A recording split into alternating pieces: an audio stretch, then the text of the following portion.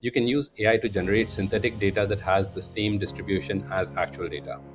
So let's say you have a set of banking customers that you want to train a particular model for any reason. Then what you could do is you train a model to simulate those customers. So you generate synthetic data which is similar looking as in every way as the actual customers, but are not actual customers. And then you can train the model on that synthetic data. So that way, the actual customers are completely protected from any kind of data breach.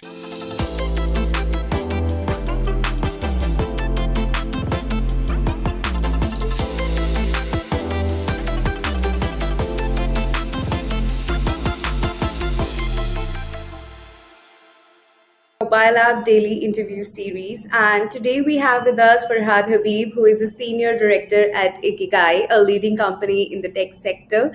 Also, he is an expert in data ethics and AI. Welcome to our platform, Farhat. How are you? Um, Hi, thanks a lot for having me over. It's Farhat.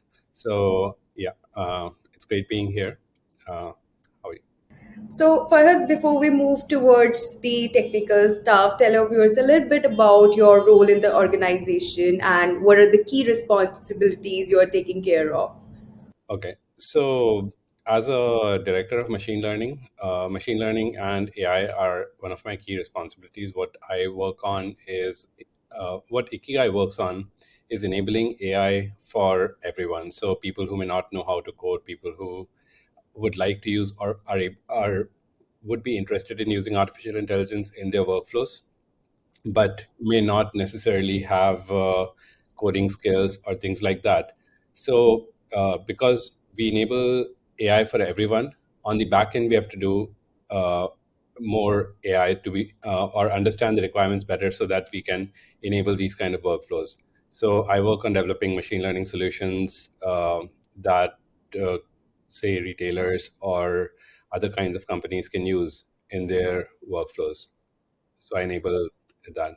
And in terms of what I specifically work on, I work with a team on building new machine learning solutions, algorithms to do that. Uh, Apart from that, Ikigai also has something called Ikigai Academy, where Right. we uh, teach, say, professionals on how artificial intelligence can improve their work. And we have a number of courses there. So I lead that side on developing the courses and everything related to the academic side of Ikigai. So, what is the most challenging part of your job? What I was saying that one of the most challenging parts is understanding what the clients want or what new customers want, and enabling that is among the more challenging parts. Some of the other parts, the technical sides, can be challenging in themselves. Like sometimes the requirements are genuinely complex. You're working sometimes with low amounts of data and things like that. So those have their own challenges, and they are also in a way fascinating to work on because you work uh, Right. with I mean, as a MIT founded startup, we are working at the cutting edge. That's always an interesting part of the job. So it's both challenging as well as interesting. So, AI has been a buzzword for a quite some time now. How do you see AI evolving? So yeah, you're right that AI has been a buzzword for some time. AI is getting into popular discourse, and especially with new developments like ChatGPT, which has been like taking over everybody's mind space. Uh, the way I see AI evolving is that AI is becoming more and more of a companion to us, and it has been there for some time, but it wasn't as apparent as it is right now. So as these things go, like um in one way, you might think like when slow changes accumulate, like at some point you didn't realize it, but then suddenly it's starting to be everywhere, and we are at that spot, right at that sweet spot where it is becoming everywhere. For example, AI is helping us write our emails. AI is helping us, like, if you look at it about, say, 2 years back, there was some level of AI in whenever you used to type on your mobile keyboard, because it would give a predictive word what might be the next word. And it was a small thing, and sometimes you would use it, sometimes you would not, but it wasn't something that it would instantly, like for the vast majority of people, it wasn't something that would fit into their mind as something for an AI. It would be like, okay, it's a predictive next word, or it corrects my mistakes in typing and so on. But a little bit of an increment, and it started finishing phrases or sentences, so you could get like an autocomplete for something you want. And that was maybe a little bit more of a wow factor. And now with ChatGPT, you could have entire paragraphs, and that suddenly hits people that, there is something that AI can do more of. Or there was always a little bit of machine learning behind many of the techniques that, say, something like Photoshop might use to clean up an image or things like that. But when DALI came along and it started generating images just by given a description, that's when it hit. Okay, this is something Right. that Yeah. is going beyond what uh, we would expect. Like at that point where it appears like magic is the important part. That there is some level of magic involved. There's magic involved because it is doing something that is reasonably complex for a person to do. And then people start thinking of like, oh, can it replace an artist, or can it replace a writer, and so on. So yeah, the way I see AI evolving is continuing to make these kind of uh, enable these kind of advances, where it does things that we would traditionally think of as being done by some other person. And not just in things like writing or artists or things like that, but AI will be a companion for doctors, for example, for helping diagnose people, or more critical parts. Like AI is becoming important in things like law enforcement, or deciding uh, a lot of things related to, for example, whether somebody should be approved for a loan or not, and so on. So it's gradually become coming everywhere, and I expect it to continue doing that. So, what do you think how CXOs can adopt data analytics and AI technologies? Okay, CXOs have to adopt these, because there is just no getting around adopting it. Because if you do not adopt it, then you're not going to be competitive enough. uh, in some ways, how you can adopt it is, one is ensuring that like AI works on the backbone of data. The more data that you have, the better your predictions would be. Everything else would be better. Now, as a part of second part of data is that what you choose to collect and what you choose to feed to your AI determines what you're interested in. Because if something is not there, there's no way. I mean, uh, if you don't collect it, if you don't collect a certain kind of data, that'll never be a part of what your machine learning models will fit onto, and so on. So how they would do it is to ensure you collect as vast a range of data as possible. And A second and more important part is also deciding what you're aiming for. Aiming for, in the sense that AI is very good at optimizing for a metric given that metric. So if you decide that, for example, you want a larger number of viewers, then it will do everything to make sure that you get a larger number of viewers. But it may not look at, for example, are those viewers the kind of viewers that you want? It may not look at whether you are fulfilling the needs of the viewers effectively, or just giving them clickbait of some kind. And also, when you say a larger number of viewers, you have to define like what exactly do you mean by that. Do you mean people who click on your article? Do you mean people who completely watch a video from beginning to the end, or people who watch a video at least 80%? And like, it has to be very specifically defined. And as long as you do all of that, you can expect that your uh, that you will be successfully using AI at what you want. So if you are, for example, a retailer, and your metric that you want to optimize for is larger number of people in the store, AI will be good at deciding that. It can get more people into it. It will give you strategies for getting more people into the store. But then you have to, uh, let's say, come up with a metric that decides whether or not the people that you got into the store are the kind of people that you want in your store, or want on your website, or so on. So that's a much more complex and involved part, where you set the success metric for your AI system to work with. Right.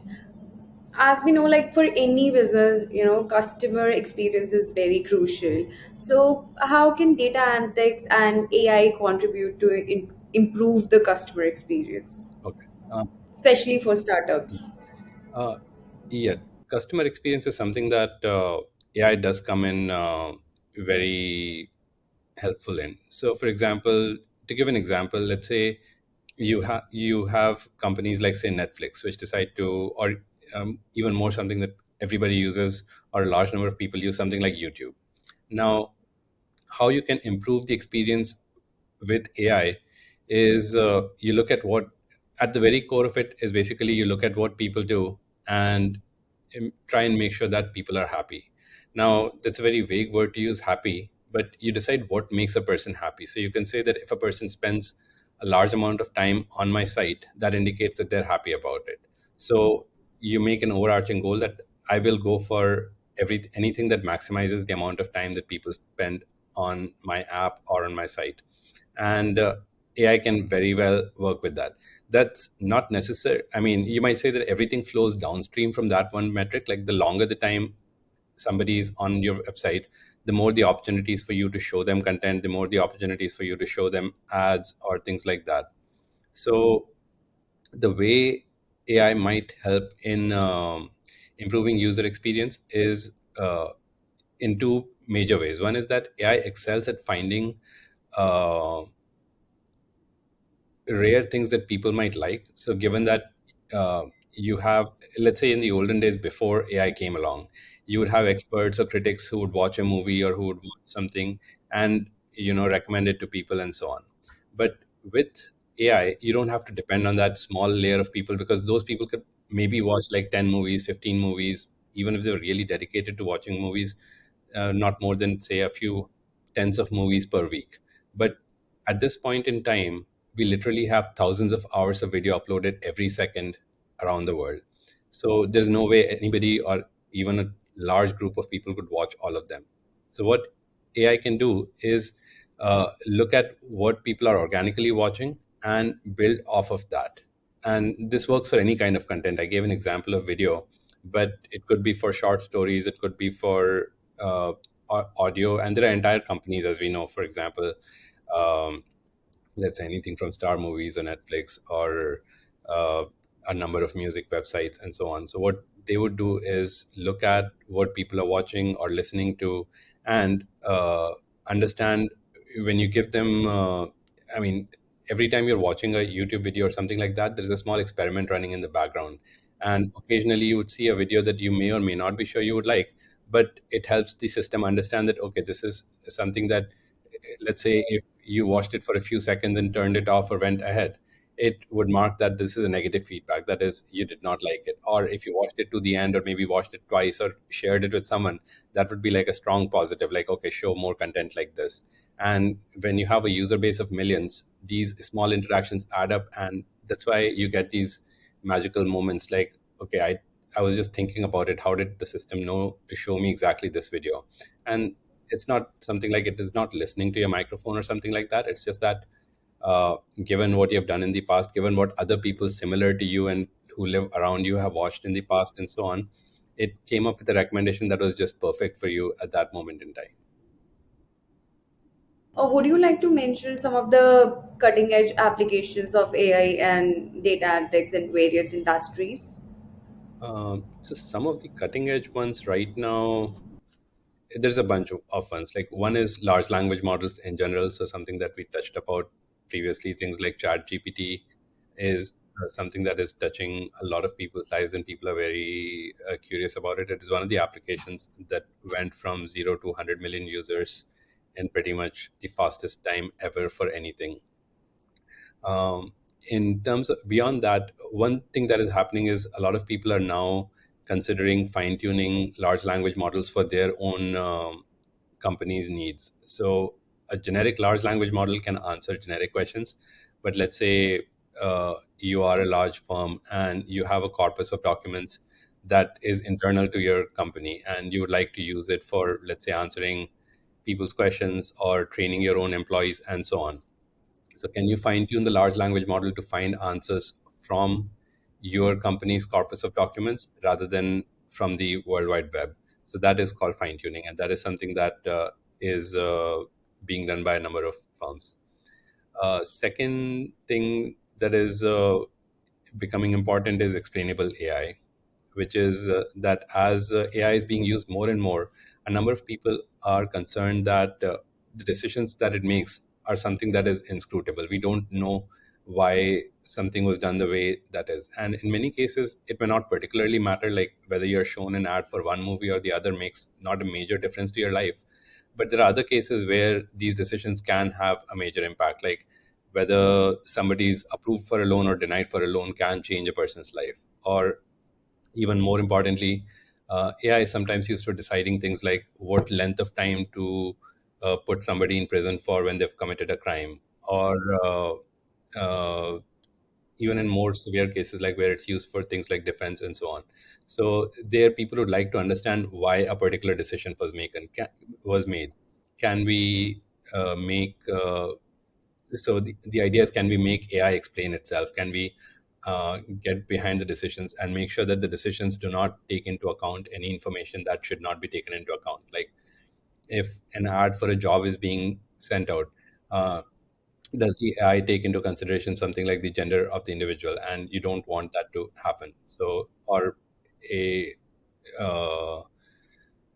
loan being approved or denied because of somebody's race or things like that. So, explainable AI is another one. Third part, and this is something that is again coming from a privacy viewpoint, is things like federated learning. So, can we train machine learning systems? As I mentioned, like machine learning systems work with large amounts of data. So, every time you're using your machine, you're giving a fair amount of data to some third party, which can store it, package it, sell it to others, and so on. And people might not want to do that. So, can you get the benefits of AI without uh, giving up a lot of the privacy that you have? And that is where things like federated learning come in, where you can reduce the amount, or at least dilute the amount of information about yourself that you're sending out. Uh, Another part is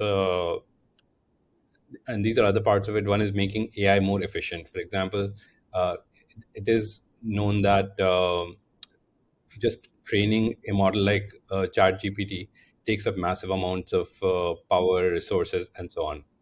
Can it be done more efficiently, given that we worry about things like climate change and so on? And all of these systems use up a large amount of power. So, can we reduce the requirements? Can we reduce the compute requirements on these things, making things more efficient? And another part is also something called edge analytics, which is when we collect data from a device, can we try and do as much compute on the device as possible?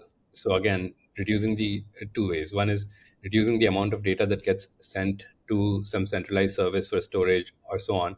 So basically, having the compute closer to the user rather than to the data center. And there are many companies that specifically target this segment. That is, can we enable uh, machine learning to happen as close to the user as possible without the user data being sent to user data being sent outside of the user's device.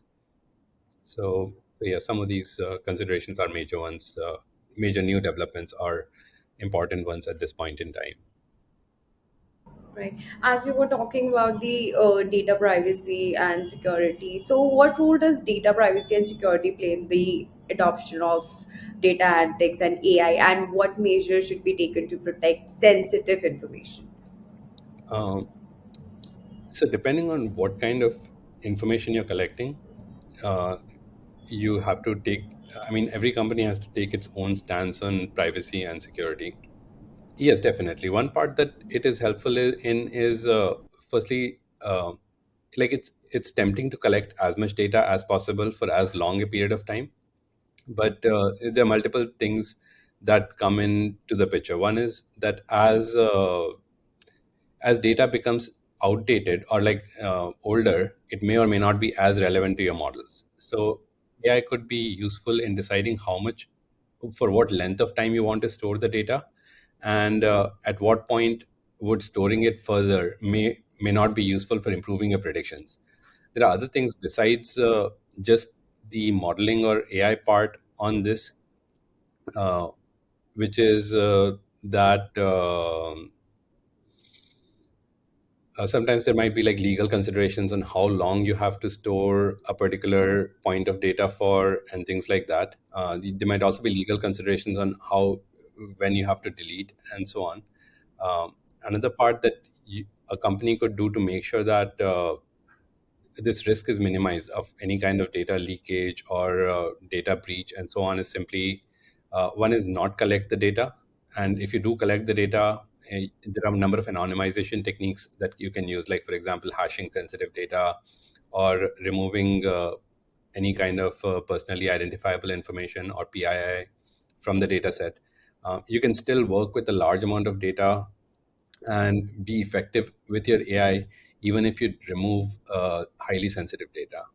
And in case you fundamentally work with sensitive data, like for example, if a company works with medical data, there is no way to avoid using PII, then to have secure data storage practices, I would not go deeper into it because that's not my domain of expertise.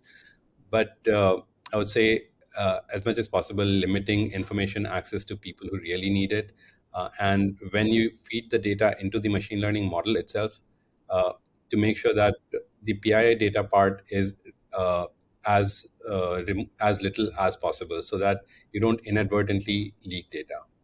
And another part is, and this is something that we have done sometimes at Ikigai, is to, instead of using actual data for training a model, what you can do is and this is again, this is a very interesting part that I should have brought up earlier. You can use AI to generate synthetic data that has the same distribution as actual data.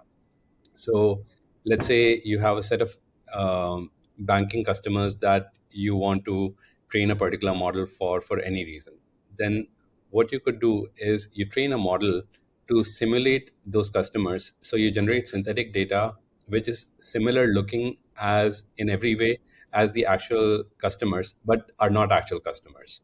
And then you can train the model on that synthetic data. So that way, Okay. the actual customers are completely protected from any kind of Yeah. data breach because the model has never seen actual users. What they've seen is synthetic data which is similar to actual users. So that's another way in which this could be useful. Right.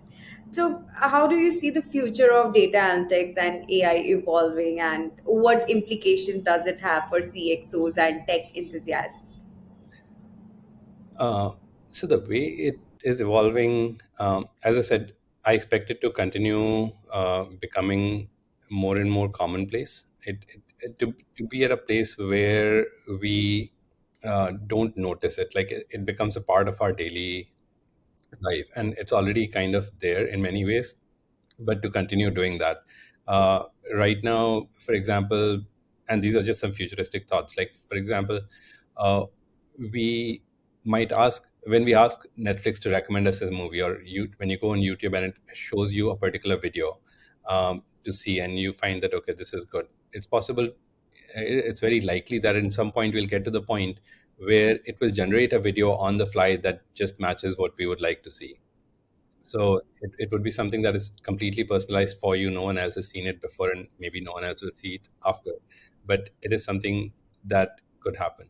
The other ways that AI is making an impact is when it comes to combination of AI with robotics. So things like automated cars. Right. Right now, we spend a lot of our time driving ourselves around, getting frustrated at other drivers, and so on. And Yeah. if once that gets, I mean, cars are becoming again. We are at a point where they're taking over small parts of driving from us. Like when you're on a good, clean highway, your car might just lock into the driving lane and be able to drive itself for a few miles and things like that. But at some point, and we're almost getting there, where they can take driving over, and you just need to get into a car and tell it where to go. And during the meantime, from A to B, you might work on your own project, you might read, you might even sleep or whatever, and don't need to worry about it. So those kind of impacts would continue to come around. Other things where I mean, I can see a lot of opportunities everywhere about things like making things more efficient around your house. in the workplace as well. And that does worry a lot of people about whether AI is going to lead to job losses or things like that. And I'm sure it might lead to some, but also every time this kind of a transition has happened, like when you look at when, let's say, 30 years back when internet was just becoming big, and at that time, people had a lot of worries about, whether brick and mortar retailers would be put out of business and so on. But none of that happened. Like, actually, it led to a massive explosion in the number of jobs available, an entire new category of jobs that were not even thought about back. Like, As you were saying previously, that AI will not able to replace human because when it comes to decision making, it's yeah, crucial. and yeah, even if it does replace some level of decision making, people will find other levels that are important for them. So overall, I don't think of it as something that people should worry about, but as something that is, it's going to be disruptive, definitely. But I think it will overall lead to an improvement in our lives, everybody's lives, and so on. Before we just wrap up this conversation, would you like to tell our viewers some last words, some last tips, or something related to your experience you have learned? Sure. So as we wrap up, one of the things that I would say is there is a lot of hype in this sector right now. Um, Right. Embrace the hype, but don't necessarily believe everything that comes out. Also, I think that while AI is force for change, it is we are right now in a stage where a lot of things are not fully settled yet. So it is going to lead to some level of what do you call disruption. For example, one of the concerns with systems like ChatGPT, like hallucinations, where uh, the system dreams up facts that aren't there, or uh, explicitly being used to generate false articles or false pictures and so on, will be there. So uh, there is a lot of work going on in uh, enabling systems to figure out whether something is true or false, trying to mark, also trying to mark whether some output is from a chat GPT like system or